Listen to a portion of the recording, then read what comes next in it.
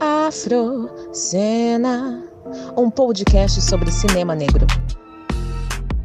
Olá, eu sou Alexia Furacão e esse é o Afrocena. Hoje a gente está com o Rodrigo Antônio, que é um cineasta paraense. A gente vai fazer mais uma entrevista nessa quinzena. Esse movimento de trazer o Rodrigo não é à toa, a gente está muito orgulhoso de poder falar com ele hoje, porque no Afrocena a gente já vem tentando trazer mais uma democratização nessa questão dos territórios aqui, né, de cineastas negros no Brasil. Então é muito importante a gente pensar que existem outros estados além do Rio e São Paulo que estão fazendo cinema, como que é esse cinema e que a gente deve buscar mais e conhecer, porque o Brasil é um lugar muito grande com uma cultura muito incrível. Queria agradecer o Rodrigo por ter, né, aceitado o nosso convite. É uma honra ter você aqui. E aí queria que você se apresentasse um pouquinho para o pessoal. Obrigado, Alexia. Obrigado, Apetita, toda a equipe do Afrocena. Muito feliz de estar aqui. Eu acho muito potente essa cultura do podcast e como isso tem sido uma marca desse momento que a gente está vivendo, né? A gente tem tantas formas de comunicação e essas multiplataformas, mas para mim, especialmente o podcast, entendendo essa relação com o rádio, tem uma importância, assim, entendendo o rádio também como uma ferramenta, um meio de comunicação tão importante ainda na região amazônica, né? A gente é um território amplo e imenso, de muitas realidades. A rádio continua sendo uma ferramenta muito necessária e revolucionária para esse território, né, onde eu estou. Então, espero que, né, possa esse encontro, esse papo possa chegar também em muitos outros lugares, que nem sempre a tela está presente.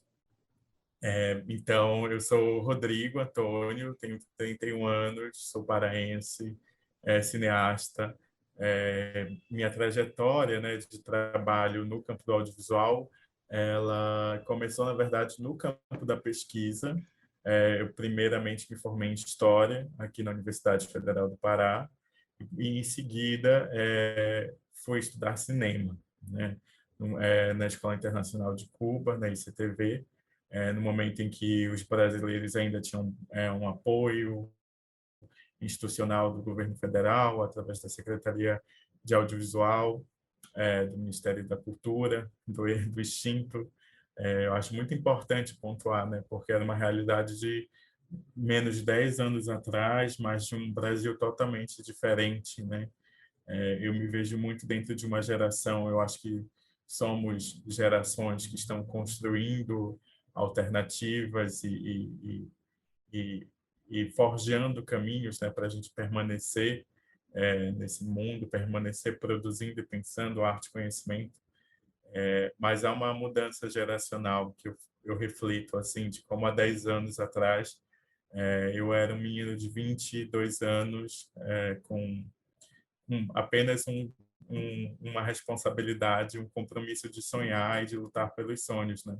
E havia uma possibilidade concreta de realizá-los. Então, sem esse apoio, eu jamais poderia ter ido estudar cinema, eu jamais poderia estar nesse lugar, né? E eu acho que essa é a realidade de muitos cineastas negros. Assim, se hoje a gente pode falar de um movimento, né? De um movimento que não é temporário, mas de um movimento revolucionário e que é uma grande onda de transformação desse audiovisual brasileiro, é porque a gente pode começar a pensar enquanto uma geração que está revolucionando esse cenário, que está repensando essa linguagem cinematográfica, que está tensionando, né, e rompendo barreiras de um mercado, de uma cadeia produtiva que não nos pensava, né, que não foi pensada por nós e que não nos incluía.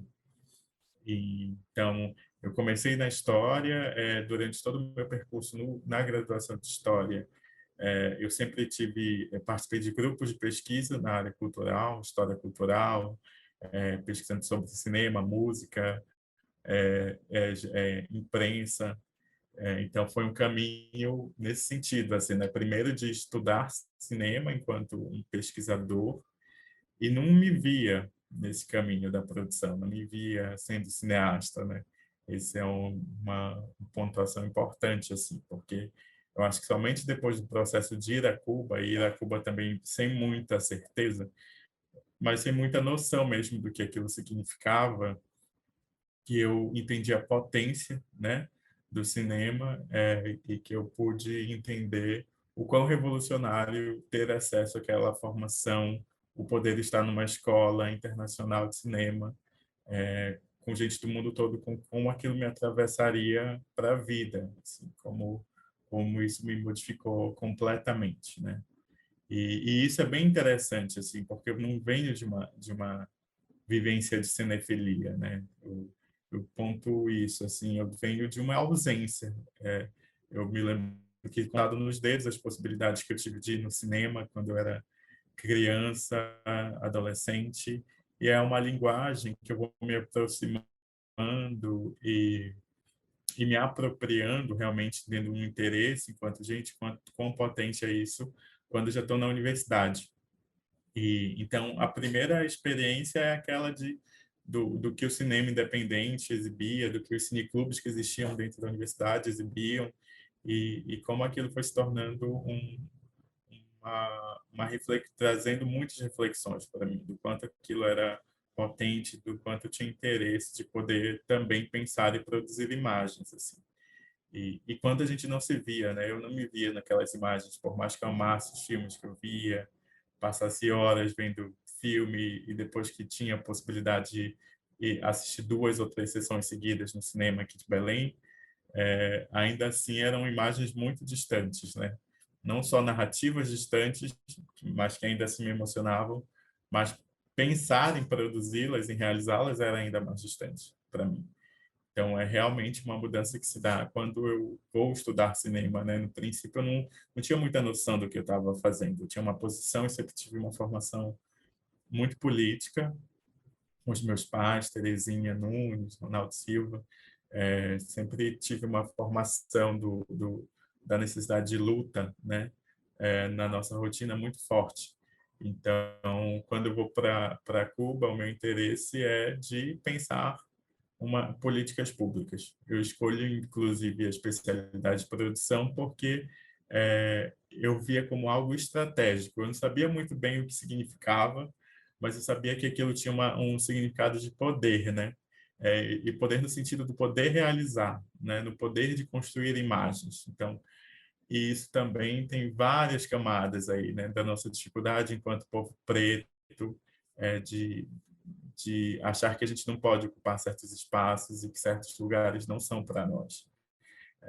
Essa perspectiva do tornar-se, né, que eu acho que é algo que de alguma maneira nos atravessa enquanto povo preto, de que a gente vai se dando conta, se apropriando da nossa negritude, e isso faz com que a gente se conecte, né, que a gente esteja aqui agora. Isso era algo novo para mim, isso era algo distante. Então, assim como eu acredito que eu passei por esse processo, né, de um tornar-se, de um sentido, né, do meu pertencimento enquanto cineasta negro amazônico, eu passei pelo processo dessa aceitação de uma afirmação do tornar-se artista. E esse tornar-se artista numa perspectiva do tornar-se sujeito, sabe? Que Beatriz Nascimento traz, que Grada Quilomba traz, né? Que Sueli Carneiro e todas as nossas pensadoras, mulheres negras que vieram antes da gente, trazem esse sentido de como é importante essa apropriação de si. Então, para mim, foi um processo muito potente, né? O compreender quem eu era, né? E que caminho eu poderia construir a partir do momento em que eu tive a formação em cinema.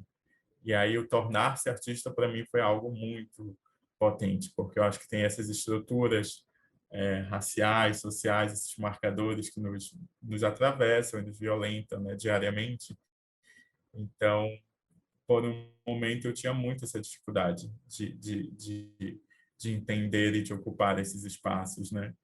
E aí eu vivo toda uma trajetória após minha formação de trabalhar em São Paulo. Passei 3 anos trabalhando em São Paulo em grandes projetos, trabalhando como produtor, trabalhando como assistente de produção executiva, algo que foi muito importante enquanto aprendizado, enquanto realmente inserção nesse mercado, porque eu acho que o mais difícil além de se manter, né, e permanecer, é realmente se inserir nesses espaços. Então, de alguma maneira, eu percebia isso também como o meu currículo, ele vinha antes de mim, né?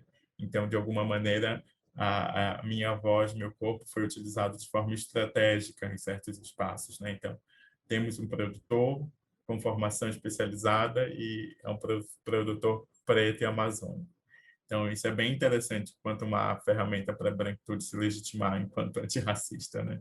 E eu passei por esses processos de entender que, de alguma maneira, em alguns espaços, minha existência foi utilizada como um discurso. Mas rapidamente, né, a gente vai... Rapidamente não, mas no processo a gente vai se dando conta desses atravessamentos e a gente também vai rompendo com essas estruturas e com certas relações, assim. Então, o meu processo de retorno ao norte em 2018, 2017, primeiramente, que é quando eu recebo um convite para produzir uma série no Amazonas, em Manaus, foi um grande primeiro passo, porque eu fui entendendo que realmente não existiam pessoas pretas na área da produção executiva.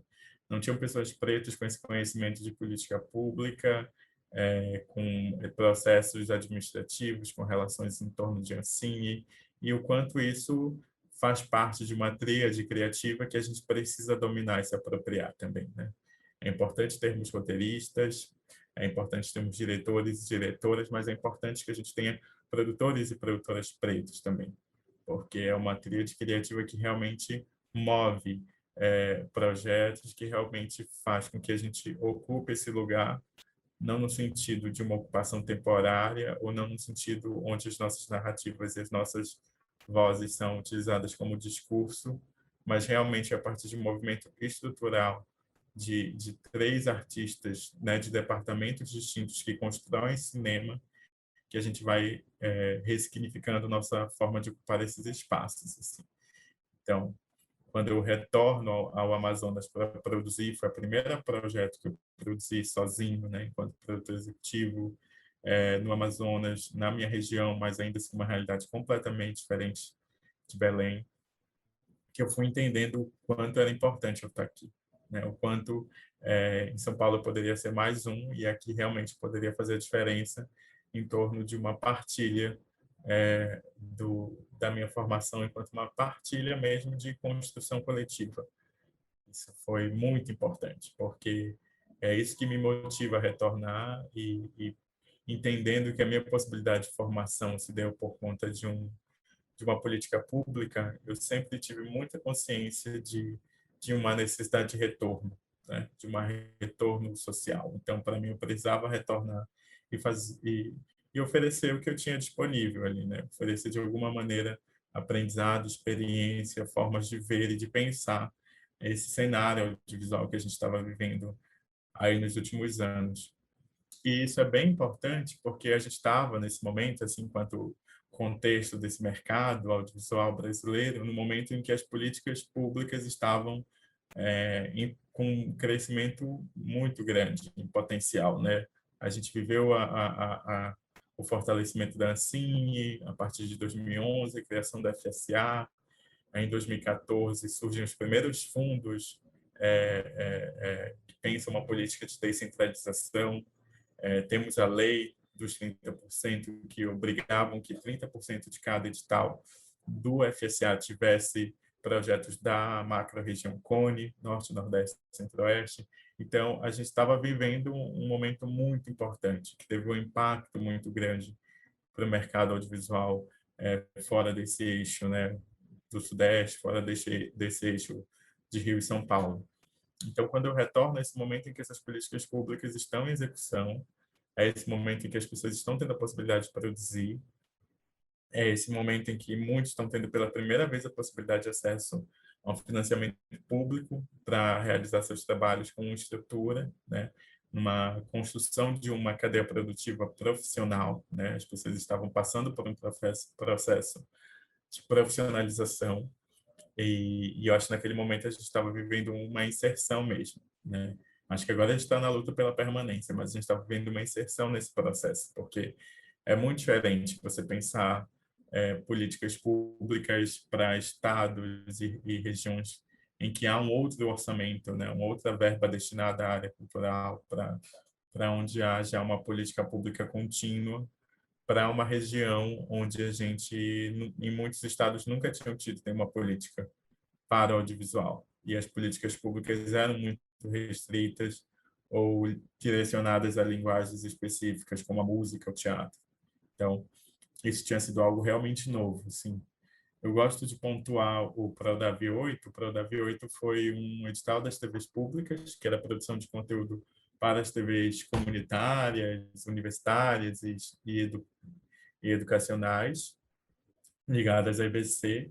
E esse edital foi muito importante para cá, porque em 2 anos, em 2 edições que houve o Prodave, teve investimento de mais de 23 milhões em produção de conteúdo para televisão aqui na região, com projetos dos 7 estados. E isso foi muito importante, porque a gente está falando de Acre produzindo série, está falando de Tocantins podendo produzir série e telefilme, né? O Amazonas e o Pará já tinham uma trajetória maior, não de uma política, mas de uma militância política, né? Então, dependendo de quem estava no governo, havia ali uma ação em torno direcionada ao audiovisual. Mas para a maioria dos 7 estados da região, isso era muito novo, isso era muito importante que a gente estava vivendo. Então, para estados que não tinham nenhum orçamento, né, nenhuma direcionada ao audiovisual, em 2 anos tinha um investimento de mais de 5 milhões através do Prodave. Então, isso realmente foi revolucionário. E é importante a gente pontuar, porque em outras regiões o Prodave ele teve uma importância, mas não tão impactante. E aqui eu reconheço que a gente viveu um processo de profissionalização nesses últimos 5 anos por conta dele e de uma produção que foi para a televisão e não para o cinema.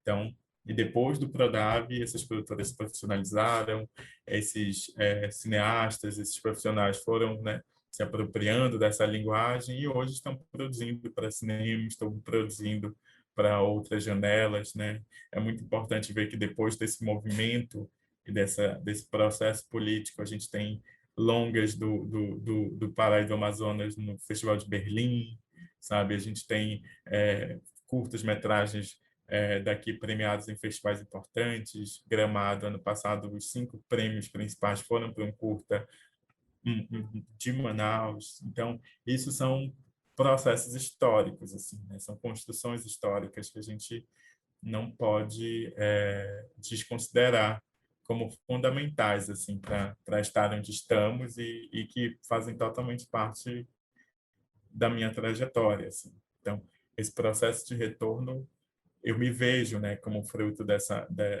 fruto de uma política pública que estava sendo construída e que estava sendo protagonizada por nós também, né? Então, eu pontuo aí esse recorte de uma questão de raça e territorialidade, né? Então, enquanto não só um cineasta preto e todas as questões que já nos atravessam, mas enquanto também um cineasta preto e amazônico, né? Que aí são questões que também se ampliam, são desafios maiores aí que se colocam. Então, para mim, isso tem uma importância muito grande, inclusive, para a gente diferenciar, né? Para a gente não começar com um debate de que a diversidade dá conta dessa multiplicidade de realidades que a gente tem no Brasil.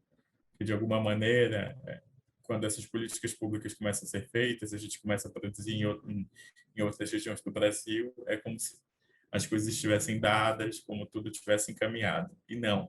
Tem um recorte racial que não foi tocado, né? Que não foi totalmente parte do debate de construção dessa política pública. Territorialmente ela teve sentido, mas racialmente, em questão de gênero, ela não teve uma efetividade, né? E aí eu acho que vem a importância de estarmos aqui, a importância de falarmos entre nós e para nós, assim. Eu acho que também se relaciona muito com a importância que movimentos de aquilombamento, coletivos, a própria PAN, da qual eu faço parte hoje em dia da diretoria, tem uma importância, né? Porque é um entendimento de que, ok, somos diversos, temos múltiplas realidades, mas nem todo mundo tem a mesma possibilidade de acesso, né? Então, chegam 23 milhões e meio, na região amazônica, isso é ótimo, isso é muito importante. Mas chegam para quem? Né?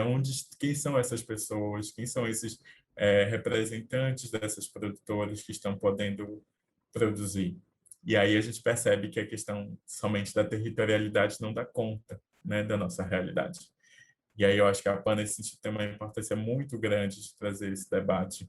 E é onde eu me insiro, né? O debate de raça, é porque essas entidades que estavam debatendo e pleiteando certas questões diretamente com o governo federal na construção dessas políticas públicas, elas não estavam atento ao debate de raça.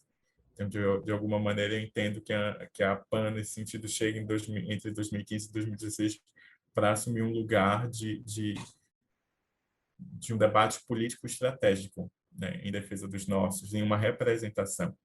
E é realmente onde está o povo preto nessa cadeia produtiva, né? Somos, em grande parte, prestadores de serviço, nem todos somos produtoras regulamentadas na CIN, com possibilidades de acesso a esses fundos federais, né? Então, vemos muito mais de uma realidade onde a gente se insere nesse mercado a partir dos cineclubes, a partir da possibilidade de fusão, né, dessas obras, porque primeiro a gente precisa se ver nessas telas, a gente precisa se conectar com outros cineastas e com outras narrativas desse Brasil para a gente talvez entender que a nossa história, que a nossa voz tem uma importância. E esse movimento, essa importância de se conectar no cinema, né, de se ver na tela, ela é muito revolucionária, porque é isso que, né, deságua, é isso que é uma chispa que, né, queima a gente poder dizer, não, eu também vou fazer, né, eu também vou me tornar sujeito da minha própria história, né, vou ser protagonista dessa minha história. E aí eu acho que tudo isso, esse processo de compreensão, né, dessas políticas públicas e de quem somos e de quem eu sou nesse cenário que me traz até aqui, porque a partir disso que eu entendo. É muito importante que eu seja produtor, é muito importante que eu me conecte com os grupos, com os cineastas e com o cinema que eu realmente acredito, né, eu realmente quero construir. Mas é muito importante que eu também conte minha história enquanto cineasta, né? E aí é quando eu entendo que eu poderia ocupar outros espaços. Eu tinha um lugar político, né, de ter um domínio de certas ferramentas e processos de compreensão de políticas públicas como produtor, produzi muito, fiz curta-metragem, fiz longa, fiz série para televisão, videoclipe, mas aí eu chego no momento onde também dirijo, também escrevo, porque nossa existência é múltipla, né? A gente acaba sendo muito polivalente nesse cenário, e é uma polivalência que ela tem um momento de vida e de carreira e que se torna importante porque eu acredito mesmo que a gente está vivendo um momento de Brasil, enquanto povo preto, principalmente no cinema, onde somos a primeira ou segunda geração com essa possibilidade de construir, né, uma imagem, uma autoimagem nossa no cinema. Assim, para mim, Beatriz Nascimento reverbera sempre quando ela fala sobre o Ori, né, sobre a perda da imagem e a necessidade da gente perseguir e construir essa imagem num sentido de encontro identitário mesmo. Então, quando eu entendo que eu preciso contar minhas histórias, porque eu ainda estou perseguindo essa imagem, né, de quem eu sou e de quem eu quero ser nesse mapa da produção no Brasil, assim. Sim, e você trouxe vários ganchos de perguntas que eu tinha aqui. Uma coisa que eu queria muito saber é essa questão do videoclipe também. Porque acho que um dos principais produtos que chega para as outras regiões do Pará, da região amazônica, são os videoclipes. Porque é inegável que é um berço de artistas incríveis, né? E eu sempre vi, uma coisa que eu sempre comentava com meus amigos também, que a gente sempre via da parte dos videoclipes, às vezes esses artistas não são do audiovisual e eles se colocam nesse espaço. Então é muito legal a maneira que a gente vê do fazer, do se colocar nesse espaço de fazer. E também dessa questão que você falou, né? Tem a questão dos recursos, como que você vai fazer isso, né? Se você não tem uma bagagem, né? Só que eu vejo muito essa questão do fazer. É como eu vejo na questão do videoclipe a questão da territorialidade. Quando eu penso, vai vir coisa boa, coisa com conceito, tudo bem alinhado, amarrado e sem necessidade de um grande orçamento, essas produções de baixo orçamento. E aí eu queria saber um pouco sobre a sua questão no videoclipe, como que é esse outro lado, né? Ouvir de você. Certo. Eu acho que o videoclipe ele está também relacionado com essa questão da música paraense, né? A gente realmente viveu um processo onde a música paraense foi inserida no cenário nacional, assim, ela foi pensada enquanto realmente uma política de governo uns anos atrás no Pará, assim, tipo, precisamos construir uma imagem cultural, né? Então tínhamos vários festivais de música, festival de verão, festival da música, enfim, festivais acontecendo no interior do estado, no sentido de realmente catalogar esses talentos espalhados pelo território do Pará. E daí surgiu o Terroir Pará, que para mim foi um show onde uniu vários nomes contemporâneos da música paraense. E o Terroir Pará foi um show que foi levado como uma ação do governo do estado há 10 anos atrás. Então, quando o Terroir Pará se torna um dos 10 shows mais importantes do Brasil, que, que foi no Ibirapuera, ficou um tempo em turnê em São Paulo, isso dizia de um posicionamento de o que estamos exportando culturalmente, né? E eu acho que isso aí se amplia, né? Isso tem uma importância mercadológica, tem uma importância para a indústria cultural paraense muito grande, inclusive no sentido de uma afirmação identitária da cultura do Pará. E isso vai se ampliando, assim, e acaba que se torna, por conta da acessibilidade, por conta das múltiplas formas de poder se produzir essas imagens, né? A gente vive, a partir aí de 2010, ainda que com ressalvas, mas uma possibilidade de acesso muito maior a você poder produzir imagens, né? As redes sociais, o YouTube, o celular como essa ferramenta realmente de comunicação muito grande que nos conecta. Então, o videoclipe se torna uma ferramenta de experimentação de linguagem e de afirmação de uma música que não só estava sendo exportada, mas como ela estava sendo muito valorizada também, internamente. Então, a gente passa por esse momento que, para mim, tem uma relação muito direta com os anos 60 e 70, o que representou a música paraense. O carimbó, o siriá, e aí a gente vem nesse momento contemporâneo com essas batidas também, mas relacionadas com tecnobrega, relacionadas com as guitarradas, relacionadas com a influência que os ritmos latinos e caribenhos têm na música paraense. Então, a gente vive esse momento onde essa múltipla referência dessa música paraense que estava sendo exaltada e reconhecida nacionalmente também se torna muito reconhecida internamente, assim. E aí nos videoclipes a gente vê uma galera muito jovem produzindo, e isso é muito bom. Eu fico acompanhando esse movimento porque são pessoas de 20 anos, sabe? É uma outra geração, né? Já me vejo dentro de uma outra geração, porque realmente eu tive a possibilidade e o privilégio de poder diretamente começar com cinema. Mas o videoclipe se tornou essa ferramenta onde grupos coletivos estão experimentando linguagem não só no audiovisual, mas também dentro de repensar e ressignificar essa música paraense, assim.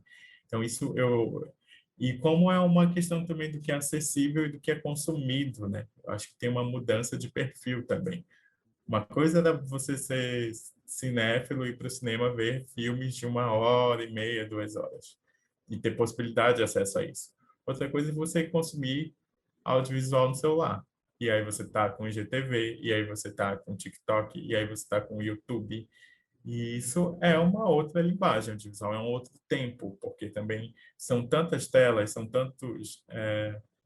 são tantas possibilidades de acesso e de tipos de informação que tem uma cultura, talvez, a gente está vivendo esse momento de uma cultura de um consumo de peças rápidas, né? E não que isso leve a uma diminuição do valor artístico, né, e da relevância daquele conteúdo, mas é porque realmente é um universo de conteúdo. E eu vivi isso muito quando eu fui professor. Fui 2 anos professor substituto aqui no curso de cinema da FPA. É o único curso de cinema que a gente tem na região norte, quanto bacharelado. E eu achava bem interessante quando eu dava linguagem cinematográfica, que eu passava uns exercícios onde eles tinham que me trazer referências de cor, de enquadramento e de ritmo.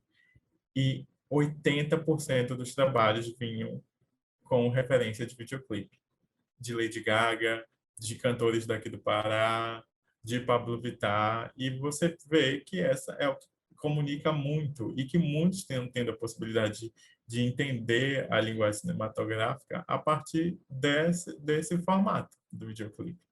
E a possibilidade de produção também acaba sendo um marco, né, um ponto muito importante, porque é, é uma estrutura grande, né, complexa, a estrutura de produção audiovisual. E o videoclipe acaba se tornando mais acessível e acaba sendo uma forma também de afirmação de certas narrativas, assim.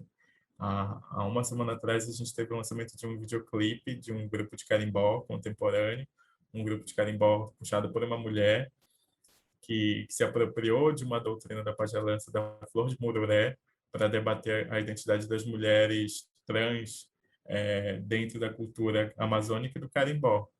É um videoclipe de 8 minutos e é um curta-metragem. E ali ele atravessa tantas coisas enquanto paisagem, enquanto problemática identitária, enquanto realmente construção de uma narrativa. E isso precisa ser reconhecido, né?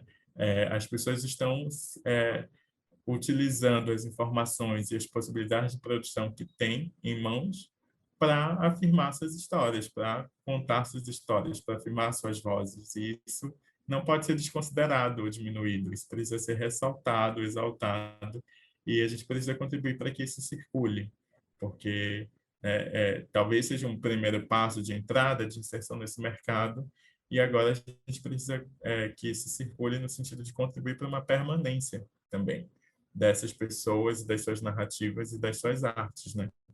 Um conteúdo feito por pessoas pretas da periferia de Belém, com muita qualidade técnica, sabe? Então, o videoclipe tem uma importância, sim, para o nosso povo, e isso não pode ser desconsiderado.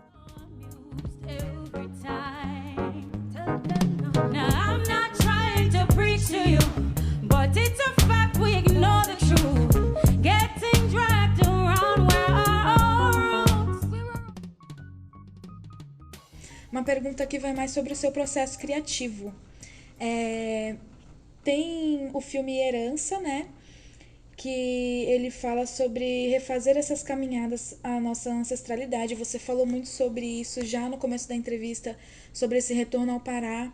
E aí eu queria... É um filme muito sensível, muito bonito, emocionante. E aí eu queria saber para você como que é essa sua conexão com a ancestralidade, né? Que eu vi muito forte, né, nesses dois trabalhos, o Herança e o Meu Santo Saúdam Teus Santos. Eu vi muito forte a questão da ancestralidade, e isso, como você comentou, muitas vezes não é uma coisa que já vem, né? É uma coisa que a gente tem que retornar, esse sentimento de saudade do que a gente nunca teve, né? Então, eu queria saber um pouco sobre esses processos, saber um pouquinho mais sobre cada projeto também, se você puder comentar. Ótimo, Alex. Isso é bem interessante, assim, porque eu acho que vai muito dentro do que eu estava falando em torno desse retorno, mas principalmente desse entendimento de quem somos, né? Eu fico pensando muito sobre o lugar, né, de ocupação de certos lugares. Algo que foi muito marcante para mim quando eu estava em São Paulo é que eu demorei muito para problematizar a minha existência e o meu trabalho, porque trabalhei durante muito tempo com pessoas brancas e onde eu era a única pessoa preta e num cargo de produção e produção executiva. Então, isso tinha um sentido, eu conseguia, claro, reconhecer e valorizar o meu trabalho, que eu estava fazendo, mas eu pouco problematizei o meu trabalho com poucas pessoas pretas. Eu demorei para entender que não tinham pessoas pretas nesse lugar de trabalho como produtor, como roteirista, como diretor. E aí eu me lembro que eu estava gravando uma websérie documental e um dos nossos entrevistados era preto e o diretor era branco.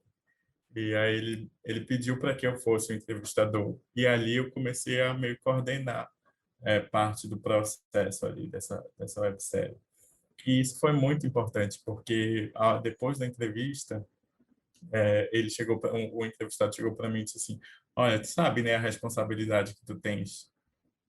E aí eu fiquei assim, não, né? Ele disse, ele disse, acho que é normal que a gente que é artista de rua, que está tendo trabalho valorizado, que quando a gente recebe um convite para fazer parte de uma websérie ou uma entrevista, vem uma equipe preta entrevistar a gente, não vem, muito menos um produtor como tu. Eles vêm toda uma equipe branca. E ele disse, a primeira coisa que a gente observou foi que todo mundo desceu do carro carregando equipamento e fazendo força, e eram todos brancos, e tu foste o único que desceu com a tua mochila tranquilo. Ele disse, então isso é uma subversão de espaço, de lugar. E tu tens que entender que isso tem uma importância, né? Tens que entender que é quem tu és, o lugar que tu tá, e como não tem pessoas como a gente, e que a gente precisa fazer o corre para que outras pessoas como nós estejam no lugar que tu estás. Isso para mim foi assim uma virada de chave, assim, porque eu falei, realmente não tem, né? E ali eu fui me dando conta de todos os processos, de todas as violências, de todos os silenciamentos, todas as agressões que eu vivi por ser talvez o único em certos espaços, né? Nos espaços onde eu circulava, não que eu era realmente o único, mas nesse espaço onde eu circulava, eu era um único, um dos poucos. E isso não era naturalizado. Mas isso também não era problematizado. Isso era velado, isso era tratado de maneira implícita, isso era tratado com racismo, né? Estamos esperando o produtor. Sou eu. É você. Não imaginava, sabe? Não imaginava porque era isso. Era um produtor preto descendo do carro com uma equipe branca.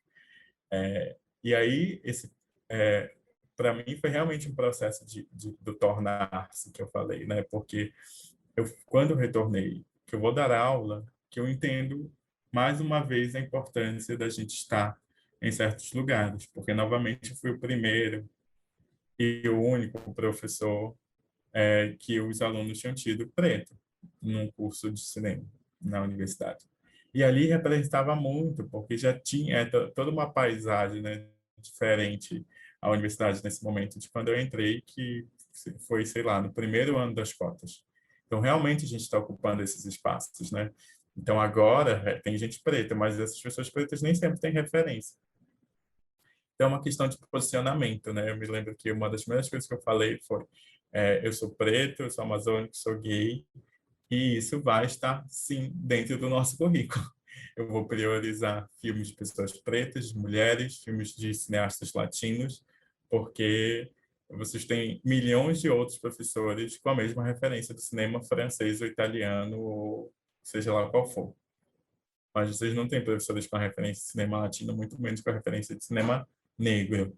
Então, isso vai ser um marcador, sim. Isso é um posicionamento político, sim. E vamos lidar com isso, né? E aí, quando eu retorno, que também eu vou entendendo a importância não só de ser essa referência em lugares estratégicos, mas também de contar as minhas histórias. E é só retornando que eu entendo que eu poderia dirigir, que eu entendo que eu tinha uma história para contar, que eu me sinto totalmente fortalecido num lugar de essa é a minha história e as pessoas não vão contar, não vão vivenciar da mesma forma. Então, eu preciso contá-las, né?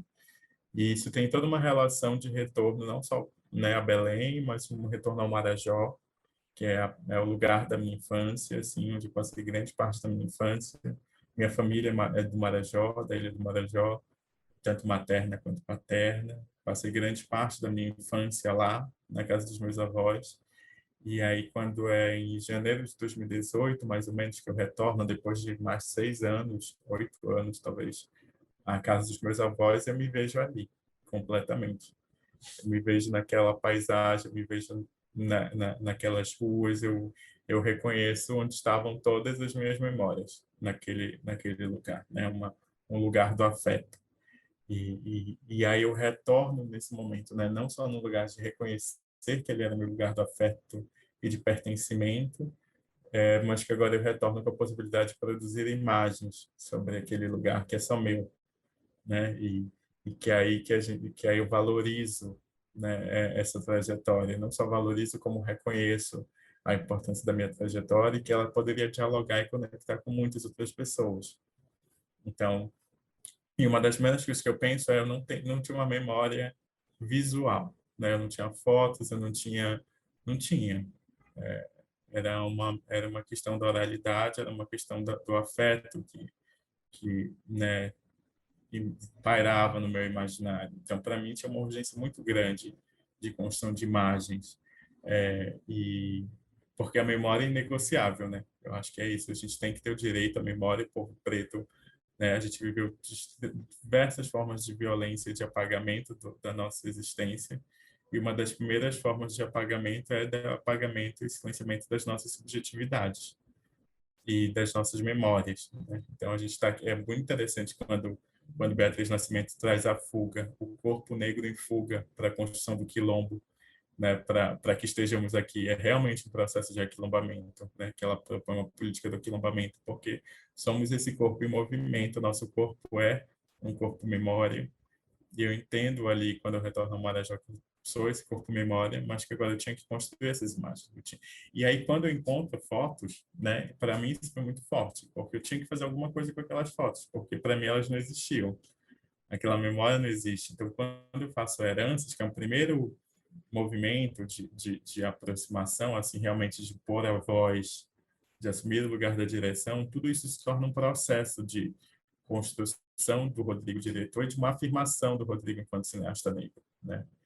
E então eu olho para aquelas fotos realmente tentando me ver, mas também construindo a memória que eu sinto e que eu gostaria de deixar registrada, né? E para mim a gente realmente passa pelo processo de afrofabulação, assim.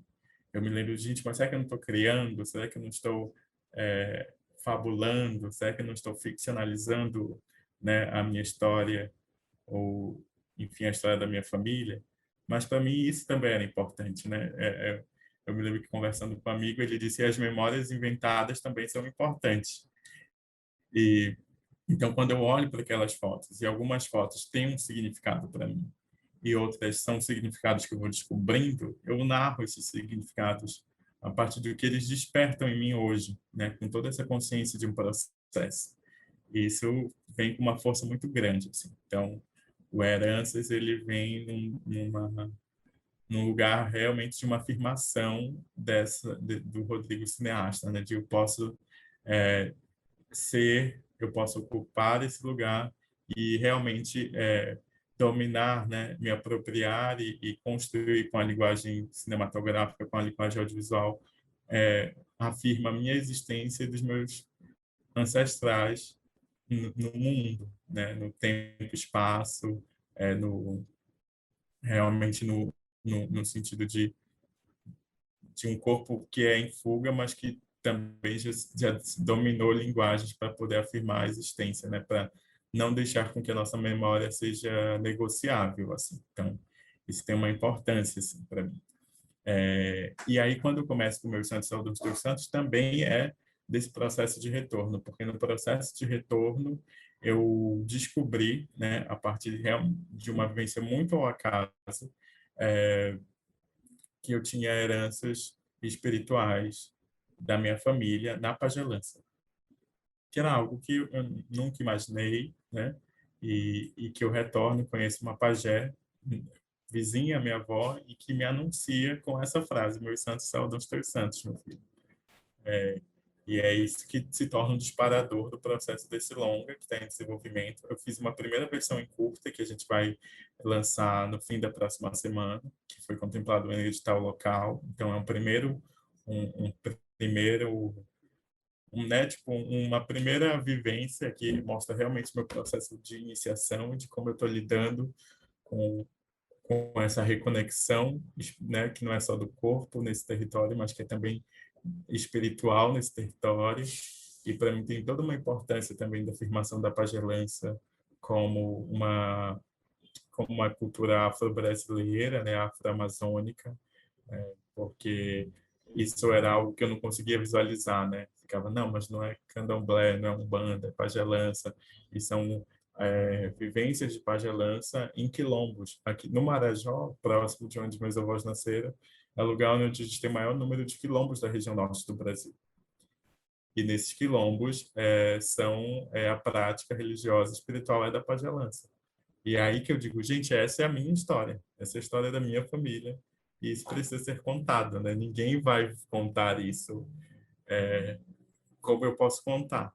Então, mais uma vez esse lugar de entender que a gente tem essa potência nas mãos, né? De que eu preciso não só fazer isso porque eu sou cineasta, mas porque eu preciso fazer isso para afirmar a existência de um povo, né? Para afirmar a existência de uma multiplicidade de narrativas negras no Brasil, né? Eu acho que, de alguma maneira, a gente mostrar toda essa multiplicidade de vivências, de trajetórias do negro no Brasil, com esse atravessamento territorial, isso é a gente romper com as estruturas do que esse cinema, do que esse mercado tenta dizer que são as nossas narrativas, né?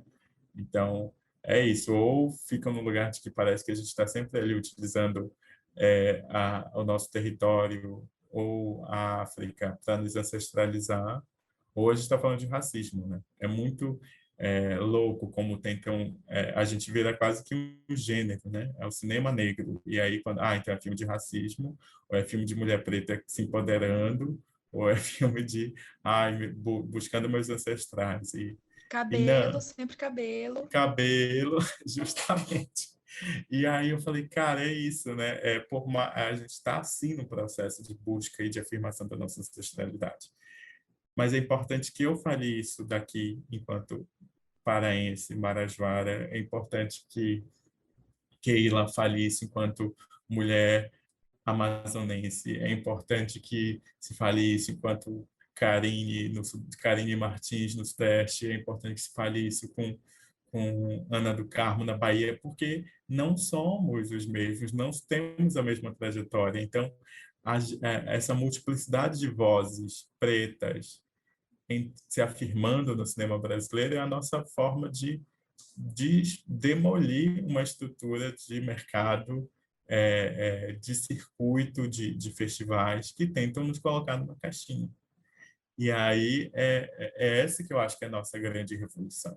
A gente não é mais um movimento temporário, a gente não é uma demanda mercadológica, tipo, olha, estão fazendo muito filme de preto porque eles estão pedindo. A gente está pedindo porque a gente está consumindo, e a gente não está só consumindo, a gente também está produzindo.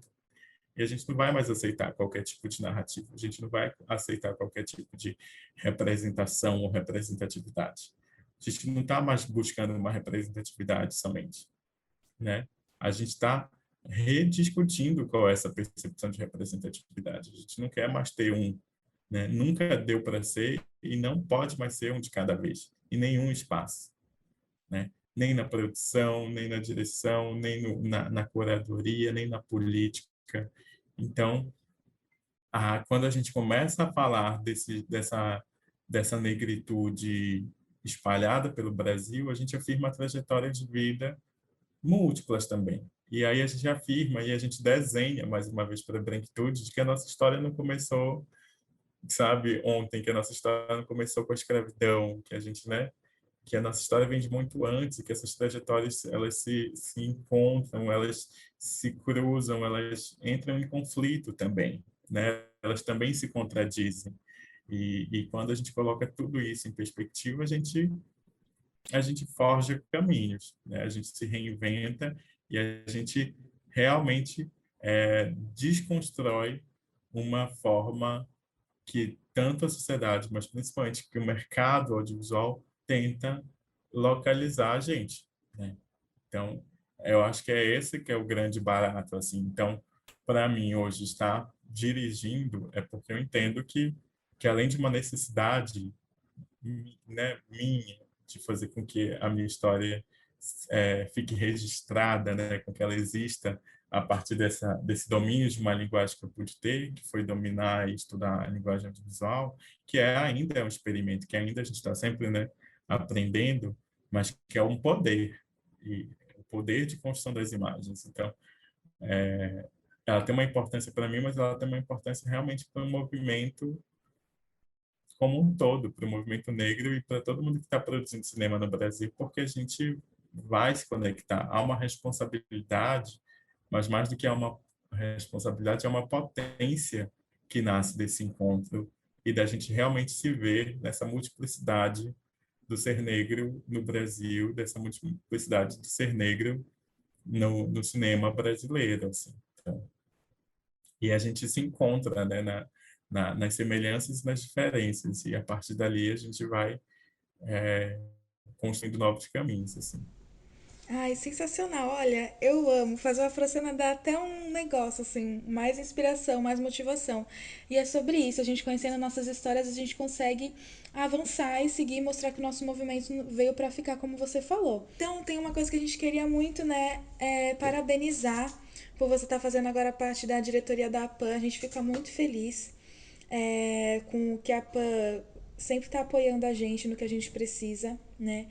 E acontece que às vezes as pessoas não conhecem, né, a PAN, que é a Associação dos Produtores Audiovisuais do Cinema do Audiovisual Negro. E eu queria. Uma coisa que a gente queria ouvir de você é sobre como a PAN pode ajudar esses novos cineastas, sabe? Como. Ah, e que tipo de situação procurar, as questões de parcerias, os editais. Como que os cineastas negros, esses que estão na faculdade ainda, ou que estão ainda desenvolvendo esse olhar e tudo, podem receber um apoio da PAN. Certo. A PAN ela tem uma trajetória já de quase 5 anos, eu acho, acredito, no cenário nacional, assim. E isso tem uma importância realmente no sentido de dar conta de representar politicamente e em locais estratégicos de negociação, né? A gente precisa falar de dinheiro também. E às vezes a gente não é chamada para esse debate, né? E às vezes a gente tem vergonha, porque a gente não teve possibilidade de acesso, então a gente é sempre no coletivo, mas a gente precisa também sobreviver e a gente precisa se profissionalizar. E eu acho que a PAN vem num lugar realmente de fazer com que a gente, né, se conecte, encontre vozes que estão aí espalhadas, produzindo e fazendo muita coisa incrível, não só de fazer filmes, mas também de fazer cineclubes, de produzir e coordenar festivais e mostras e formações. Eu acho que a gente acaba realmente entrando e tendo a possibilidade de inserção aí nesse mercado de distintas formas, né? Eu vejo isso muito aqui, porque quando eu cheguei aqui de retorno, eu pensava, gente, mas cadê os cineastas pretos? E os cineastas pretos estavam todos no corre de fazer mostra e cineclube na periferia de Belém. E isso tinha uma importância muito grande naquele momento, tal qual a importância de fazer seus filmes. E aí eu acho que a PAN vem no sentido de junção dessas potências aí, né? Não só dessas potências, mas desses trabalhos, desses profissionais espalhados pelo Brasil. Acho que a grande diferença da PAN é que ela é uma associação que representa também pessoas físicas. Muitas dessas entidades que estão debatendo políticas públicas, que estão sentando à mesa com gestores, né, com pessoas que definem os caminhos das políticas para o audiovisual no Brasil, são entidades que representam produtoras. E somos grande parte das pessoas pretas, estamos como prestadores de serviços, estamos na linha de frente dos sets. Estamos dando realmente nosso suor e sangue para que as pessoas contem suas histórias. E é importante que a gente conte nossas histórias, é importante que a gente se instrumentalize para que a gente também possa contar nossas histórias. Então, eu acho que nesse sentido a PAN acaba tendo um trabalho amplo e muito estratégico, né? E ao mesmo tempo muito afetivo. Eu acredito muito na política dos afetos, né? No sentido de uma construção que vai da gente se ver, da gente se reconhecer, da gente dizer aqui eu me conecto com vocês, mas aqui eu me diferencio também. Vamos falar não só do que nos conecta, mas também do que diferencia, para que na hora de que a gente vá pautar as coisas, né, para que na hora que a gente vai construir ações, a gente tente dar ao máximo uma conta de uma multiplicidade das nossas realidades, das nossas singularidades, dos nossos desafios. Então, eu, inclusive, entro na PAN nesse momento, assim, há uns 2 anos atrás, 3 anos atrás, quando eu entro, me associo e também me torno conselheiro norte, quando a nova gestão da PAN passa a ter um representante regional, né? Então, além da diretoria, tínhamos 5 representantes, um do Pará, Nordeste, quer dizer, um do Norte, Nordeste, Centro-Oeste, Sul e Sudeste. E ali a gente começa realmente a poder pensar de maneira ampla as nossas realidades. E aí começamos também a construir ações muito amplas, muito maiores, né? no sentido de como é que a gente vai fazer com que abarcar essas realidades. E aí os projetos da APAN vêm se fortalecendo, né? A gente tem o APAN EAD, que foi lançado agora há pouco tempo, então o APAN EAD vem no sentido de oferecer formação em línguas, em formação em história do cinema negro, fazer com que realmente a gente tenha um lugar de instrumentalização, né, independente do local que a gente está. Então, surgiu agora, eu participei da aula de inglês, eram 50 pessoas do Brasil inteiro, né, com uma formação em inglês voltada para o campo do cinema, né, então com exercícios, com uma metodologia direcionada para quem trabalha na área do audiovisual.